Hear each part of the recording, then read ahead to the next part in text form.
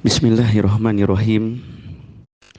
Assalamualaikum warahmatullahi wabarakatuh. Innal hamdalillah nahmaduhu wa nasta'inuhu wa nastaghfiruh wa na'udzu billahi min syururi anfusina wa min sayyiati a'malina. May yahdihillah fala mudilla lah wa may yudlilhu fala hadiyalah. Asyhadu an la ilaha illallah wahdahu la syarikalah wa asyhadu anna Muhammadan abduhu wa rasuluh. Allahumma salli wa sallim wa barik ala abdika wa rasulika Muhammad wa ala alihi wa ashabihi wa man tabi'ahum bi ihsanin ila yaumiddin. Amma ba'd. Bapak dan Ibu kaum muslimin dan muslimat yang semoga dirahmati dan dimuliakan Allah Subhanahu wa taala. Mari kita senantiasa memuji dan bersyukur kepada Allah Subhanahu wa taala atas segala nikmat dan karunia yang Allah berikan kepada kita semua. Meskipun sekiranya banyak ujian dan cobaan, jika Allah memberikan satu nikmat kepada kita, maka seorang yang syakur, seorang hamba yang bersyukur akan melupakan ujian-ujian tersebut dan fokus memikirkan nikmat yang Allah berikan, sehingga dia tidak larut dalam kesedihan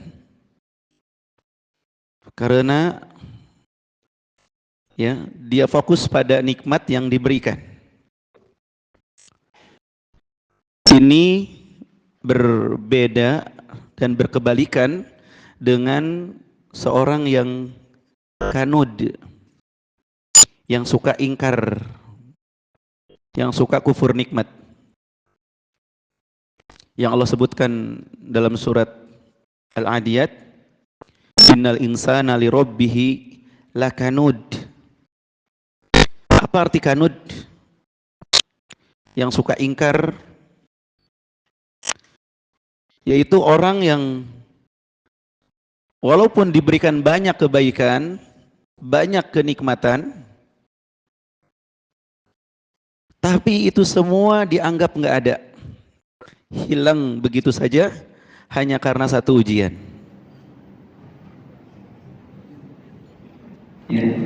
Diberi nikmat banyak, diuji oleh satu ujian, seakan-akan dia nggak pernah dapat nikmat.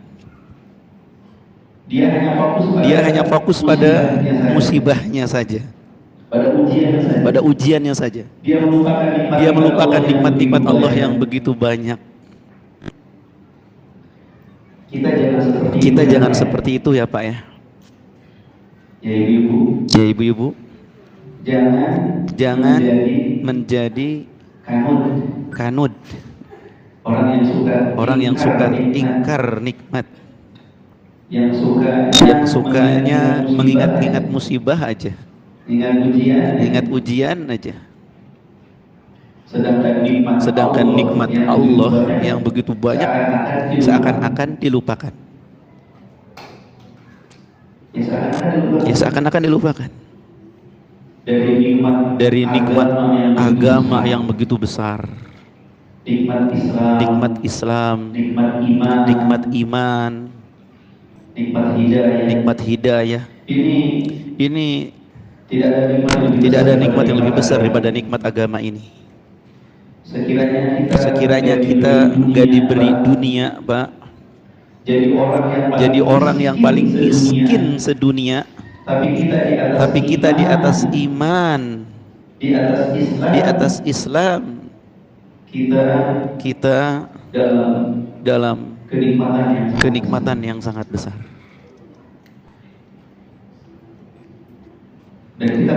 Dan kita punya itu. Allah telah memberikan hidayah itu kepada kita. Allah jadikan kita sebagai seorang muslim, seorang mukmin, seorang pengikut setia Nabi Muhammad sallallahu alaihi wasallam. Semoga Allah berikan kita keistiqomahan dan menjadikan kita husnul khotimah. Wala tamutunna illa wa antum muslimun. Ini hidayah yang begitu mahal dan Allah telah memberikannya kepada kita. Kemudian nikmat dunia yang tidak terhitung jumlahnya. Allah memberikan kita anggota tubuh, memberikan mata, memberikan telinga, memberikan panca indera. Allah memudahkan urusan kita. Allah berikan keluarga, Allah berikan harta, dan banyak lagi. Wa in ta'uddu ni'matallah la tuhsuha. Jika kalian hendak menghitung nikmat Allah, kalian tidak akan mampu untuk menghitungnya. Masih ada yang bersedih hati. Masih ada yang merana, yang menderita. Ya. Kemana nikmat-nikmat Allah yang begitu banyak ini? Kenapa dilupakan? Kenapa menjadi orang seakan-akan yang paling menderita di dunia? Ingat, Allah mensifati orang yang beriman dan bertakwa sebagai waliullah. Yang mereka itu tidak akan larut dalam ketakutan dan kekhawatiran, juga tidak akan larut dalam kesedihan. Ala inna awliya Allah la khawfun alaihim wa la hum yahzanun alladzina amanu wa kanu yattaqun. Ingatlah, wali-wali Allah itu mereka tidak akan dihinggapi rasa takut, rasa khawatir dengan masa depannya. Juga mereka tidak akan dihinggapi rasa sedih dengan masa lalunya. Mereka tidak takut dengan apa yang akan menimpa esok hari. Tidak khawatir. Mereka juga tidak sedih dari apa yang hilang dari dunia di masa lalu. Tidak takut artinya tenang. Tidak sedih artinya bahagia. Itu sifat wali Allah. Alladzina amanu wa kanu yattaqun. Itu orang-orang yang beriman dan bertakwa kepada Allah Subhanahu wa taala. Jadi ini ya kabar gembira bagi orang-orang yang beriman dan bertakwa. Mereka hidupnya tenang, hidupnya bahagia dengan segala musibah, ujian yang menimpa mereka. Jangan kita mengira kita saja yang diuji, kita saja yang menderita. Saudara-saudara kita mereka diuji oleh Allah. Cuman bedanya mereka sabar. Mereka enggak goncang, mereka enggak keluh kesah. Jadi seakan-akan mereka enggak punya masalah. Mereka punya masalah, tapi mereka keluhkan hanya kepada Allah. Innama ashku bathi wa huzni ilallah. Sesungguhnya aku mengeluhkan ya kesulitan dan kesedihanku kepada Allah. Ini perkataan Nabi Yaqub alaihissalam. Baik Bapak Ibu yang semoga dirahmati dan dimuliakan Allah, mari kita lanjutkan kembali pembahasan hadis-hadis dalam kitab Al-Adabul Mufrad. Kita sampai pada hadis ke-365. Babu qublatir rajuli al-jariyatas saghirah. Bab bolehnya seorang lelaki mencium anak perempuan yang masih kecil usia 2 atau 3 tahunan sebagai wujud kasih sayang.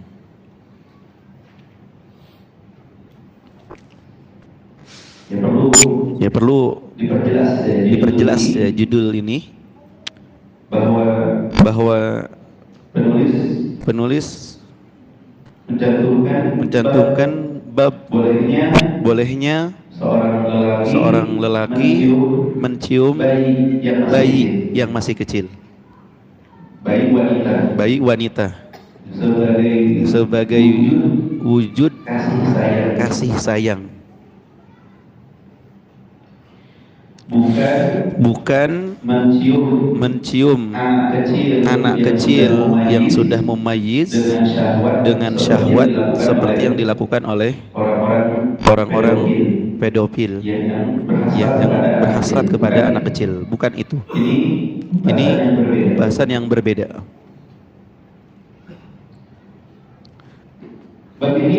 Bab ini lanjutan dari bab-bab sebelumnya berkaitan tentang wajibnya menyayangi orang-orang yang lebih muda dari kita, khususnya anak-anak kecil. Nah, ciuman itu salah satu bentuk kasih sayang ya kepada anak kecil tersebut. Sebagaimana yang sudah berlalu dalam salah satu hadis, ketika Rasulullah Shallallahu Alaihi Wasallam mencium Hasan dan Husain, maka salah seorang Arab Badui mengatakan, "Ya Rasulullah, aku memiliki sekian anak dan tidak aku cium." Maka kata Rasulullah apa? Man la yarham la yurham. Siapa yang tidak menyayangi, maka tidak akan disayang. Dia tidak akan mendapatkan kasih sayang. Nah, ini menunjukkan bahwa ciuman yang diberikan oleh Rasulullah itu adalah bentuk kasih sayang beliau kepada cucunya. Karena lagi membicarakan ciuman kan ini. Rasulullah mencium, kemudian dia sahabatnya tersebut bilang, saya punya sekian anak dan gak saya cium. Kemudian Rasulullah menjelaskan tentang kasih sayang, menunjukkan bahwa ciuman itu kepada anak salah satu daripada bentuk kasih sayang orang dewasa kepada anak kecil. Nah, apakah terbatas kepada lelaki saja? Ternyata tidak. Jika anak kecil itu masih kecil sekali, usia 2-3 tahun, yang belum mumayyiz, ya, maka diperbolehkan mencium anak tersebut ketika tidak dikhawatirkan adanya penolakan dari orang tua si anak. Ada sebagian orang tua tidak suka anaknya dipegang, tidak suka anaknya dicium. Maka tentu harus kita hargai dan kita hormati. Tetapi kalau kita tahu bahwa orang tersebut memang sudah terbiasa dan mengizinkan, maka tidak mengapa.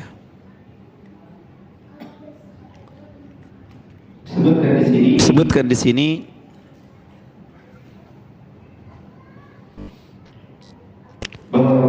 bahwa Makhramah bin Bukair mengabarkan kepadaku dari ayahnya bahwa ia melihat Abdullah bin Ja'far mencium Zainab binti Umar bin Abi Salamah pada saat usianya sekitar 2 tahun. Ya. Ini perbuatan sahabat. Perbuatan sahabat. Di mana mereka mencium anak-anak kecil, anak-anak saudaranya, maksudnya anak-anak temannya, ya sebagai bentuk kasih sayang, dan tidaklah mereka melakukan itu kecuali karena meneladani Nabi Muhammad sallallahu alaihi wasallam. Ya. Jadi yang dipahami oleh mereka dari perbuatan Rasulullah, mereka diizinkan untuk mencium anak kecil walaupun itu ya beda jenis lawan jenis, tapi karena masih kecil. Adapun jika sudah mulai mumayyiz, mulai mengerti, yang sudah selayaknya mereka diajarkan tentang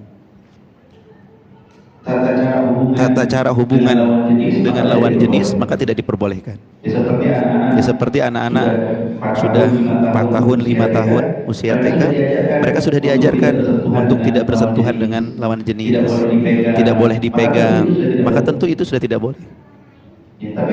Tapi anak 2 tahun, ya kan? Mereka belum mengerti tentang hal-hal seperti itu.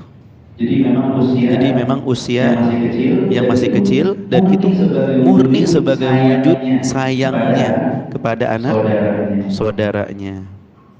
Ingat di sini tidak ada syahwat. Tidak ada syahwat. Ya. Adapun jika ada syahwat, maka tentu haram walaupun masih kecil. Ya, ada orang-orang yang naudzubillah memiliki kelainan, yang memiliki syahwat kepada anak kecil, maka ini tentu terlarang dan harus dijauhkan. Jadi kita lihat juga bagaimana kesehariannya seorang yang bertakwa, seorang yang penuh cinta kasih dan dekat dengan orang tuanya, kemudian melihat Masya Allah, kemudian dia mencium dengan penuh kasih sayang, itu tidak apa-apa. Bukan seorang yang dikenal rusak, yang dikenal buruk perangainya, ya tidak begitu akrab dan dekat dengan orang tuanya, maka ini berbeda kondisinya.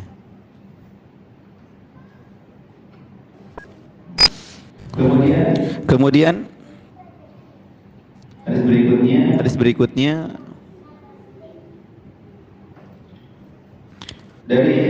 dari Hasan Al-Basri, beliau berkata, "In istata'ta alla tanzura ila sya'ri ahadin min ahlik illa ayyakuna ahlaka aw sabiyyah faf'al." Jika engkau mampu, hendaklah tidak melihat rambut salah seorang dari anggota keluargamu, kecuali jika itu adalah istri atau anak kecil, maka lakukan. Ya. Hadis ini menunjukkan bahwa rambut itu aurat. Rambut itu aurat yang tidak boleh dilihat kecuali jika itu adalah keluarga, istri, anak perempuan, dan keluarga yang boleh untuk melihat. Dan ada batasannya. Anak perempuan, keponakan, bibi, walaupun mereka itu mahram, itu ada batasannya juga. Hanya aurat yang biasa nampak dan bukan aurat mughalladhah, yang dari bawah leher sampai lutut. Itu tidak boleh dilihat walaupun itu anak sendiri. Ya. Walaupun itu keponakan. Yang di bawah leher yaitu dada sampai lutut, walaupun di depan ayahnya tetap harus ditutup. Karena itu aurat yang berat. Adapun tangan, kepala, ya, rambut itu boleh dilihat. Nah, disebutkan di sini syahidnya adalah kecuali keluargamu atau sobiyah, anak kecil. Berarti anak kecil boleh. Ya. Anak kecil berarti boleh. Nah, Bapak Ibu yang semoga dirahmati dan dimuliakan Allah Subhanahu wa taala. Jadi anak kecil yang belum sampai pada usia tamyiz, entah itu 2 tahun atau 3 tahun, tidak mengapa kita melihat daripada auratnya. Jika lebih daripada itu maka tidak boleh. Melihat auratnya boleh, berarti menyentuhnya pun boleh. Untuk mengusap kepalanya atau mencium keningnya sebagai wujud kasih sayang. Syahidnya di sini.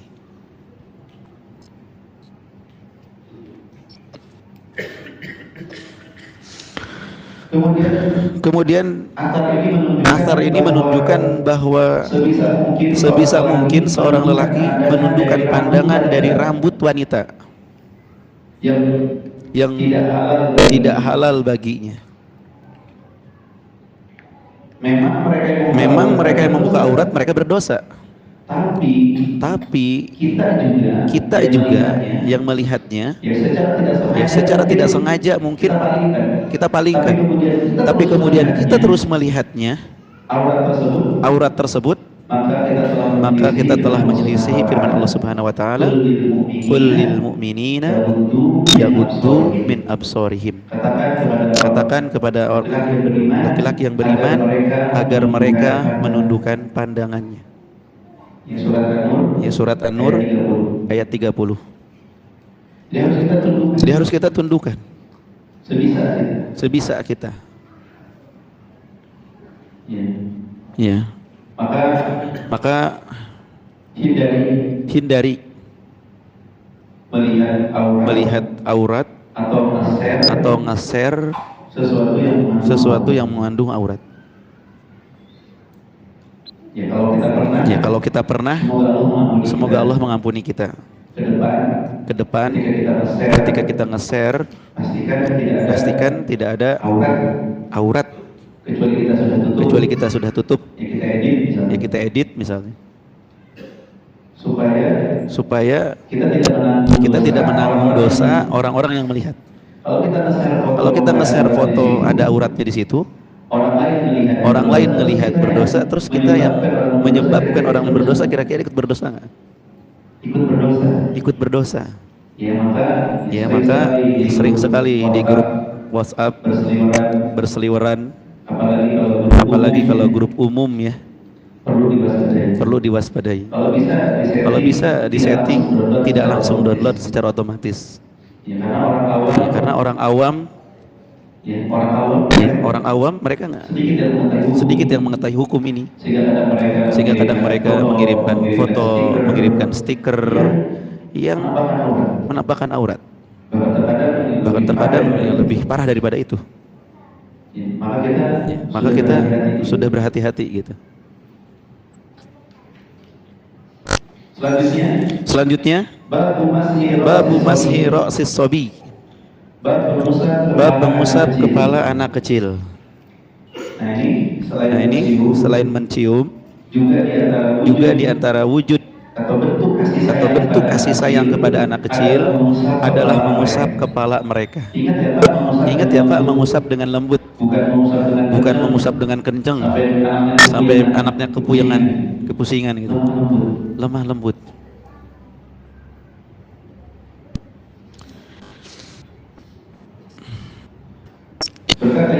Berkata Yusuf bin Abdullah bin Salam, Sammani radhiyallahu anhu, sammani Rasulullah sallallahu alaihi wasallam Yusuf wa aq'adani ala hujrihi wa masaha ala ra'si. Beliau mengatakan Rasulullah sallallahu alaihi wasallam memberiku nama Yusuf dan mendudukan aku di pangkuannya serta mengusap kepalaku. Ini salah satu bentuk ya, contoh teladan yang diberikan oleh Rasulullah Sallallahu Alaihi Wasallam kepada kita semua, bagaimana dekatnya beliau dengan para sahabat dan anak-anak sahabat. Bapak itu jangan cuma dekat sama teman-teman, dekat juga lah dengan anaknya teman-teman.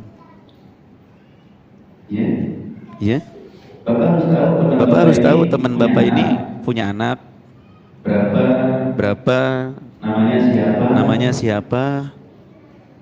Ya kalau perlu seperti Rasulullah ini ngasih saran nama ketika dilahirkan, ikut bersuka cita ketika temannya punya anak baru. Ya. Kedekatan kita nggak cuma sama teman kita, tapi sama anak keturunan mereka. Dan nanti kita akan mengetahui bahwa termasuk berbakti kepada kedua orang tua adalah berbuat baik kepada teman-teman orang tua. Anak-anak itu akan sempurna bakti mereka ke orang tuanya ketika mereka mengenal siapa teman bapaknya, siapa teman ibunya. Terus mereka berbuat baik kepada teman-teman bapak dan ibunya tersebut. Maka ketika anaknya masih kecil, kita yang dewasa yang memberikan contoh. Tunjukkan kasih sayang kita kepada anak-anak itu.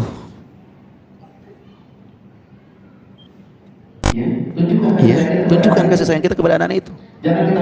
Jangan kita pikir ini anak orang, saya juga punya anak sendiri, saya aja pusing dengan anak saya. Jangan begitu, Pak. Mereka adalah anak-anak kaum muslimin yang insya Allah calon pejuang di jalan Allah Subhanahu wa Ta'ala.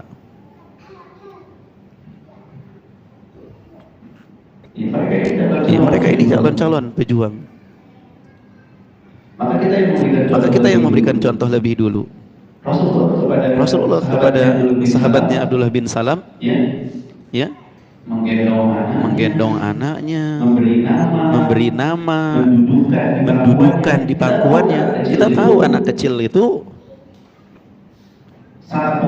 sangat mungkin ngompol. Apalagi zaman dulu belum ada Pampers, belum ada ya penahan kotoran bayi, bisa saja buang air kecil, bisa saja buang air besar, dan memang terjadi. Suatu ketika Rasulullah memegang anak kecil itu buang air kecil. Ya ketika itu anak laki-laki, maka cukup usap. Malah jadi ilmu gitu. Ini Rasulullah tidak takut sama anak kecil megang, gendong. Ya kalau anak itu buang hajat, ya bagaimana?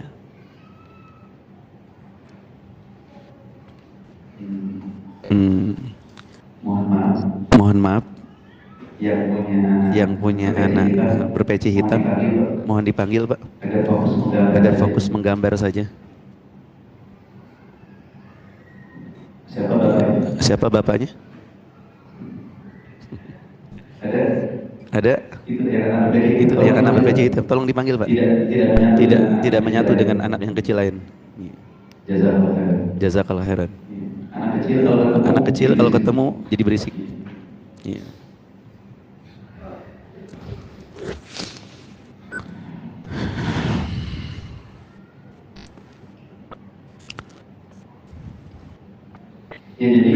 Ya jadi asar ini menunjukkan bagaimana besarnya kasih sayang Nabi Sallallahu Alaihi Wasallam kepada anak kecil. Ya, beliau menggendong, mendudukan dan mengusap kepala. Ya, mengusap kepala dengan lemah lembut. Mau kita teladani, Pak? Mau kita contoh? Allah berfirman, laqad kana lakum fi Rasulillahi uswatun hasanah. Pada diri Rasulullah itu terdapat teladan yang baik. Ya contoh yang baik. yang baik. Ayo kita sayang kepada anak-anak kecil kaum muslimin. Ya, kita sayangi mereka. Sayang kepada anak sudah kita bahas, anak kita sendiri itu udah pasti. Sekarang kita lebih luas lagi, sayang kepada anak kecil walaupun bukan anak kandung kita. Anak-anak yang kita temui di masjid, ya di jalan, kita sayangi mereka, kita bimbing mereka, kita arahkan mereka. Jangan jadikan diri kita ini menyeramkan di hadapan mereka. Ya, jangan jadikan diri kita menyeramkan di hadapan mereka. Bapak bisa nggak akrab sama anak orang? Punya nggak teman akrab anak kecil? Punya nggak, Pak?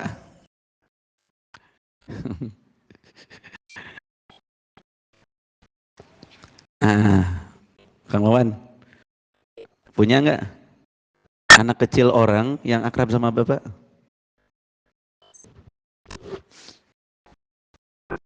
Siapa contohnya? Anak siapa? Anak Pak Kasman. Umur berapa? Hah? Umur berapa dia? Oh, Masya Allah, barakallah fiik ya. Pak Kasmannya nggak ditanya nih. Ya, betul. Kita jangan menyeramkan di depan anak kecil. Ya, biarkan ketika lewat itu dia senang ketemu kita. Assalamualaikum Om. Ya, kalau dipanggil Om. Atau dipanggil apa? Sama anaknya Pak Kasman dipanggil apa? Hah? Kang juga.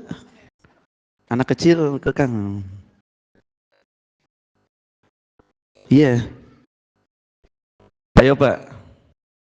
Jangan jadi pribadi yang ditakuti anak kecil. Jadilah pribadi yang disukai anak kecil. Ya. Masa lalu udah kita tutup. Kita menuju masa depan. Kemarin sempat ditakuti, kita rubah diri kita. Gimana caranya? Disukai anak kecil. Gimana caranya?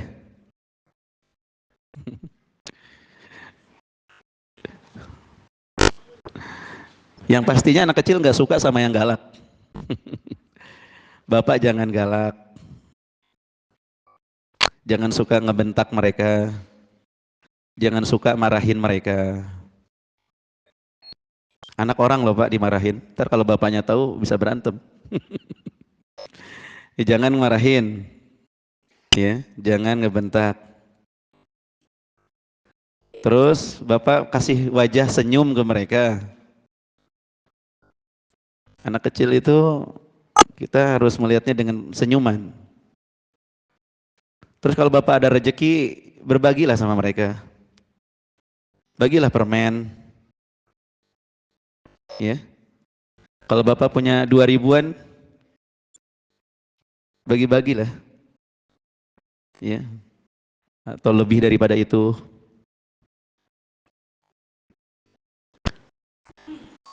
Seperti yang dicontohkan oleh Rasulullah SAW.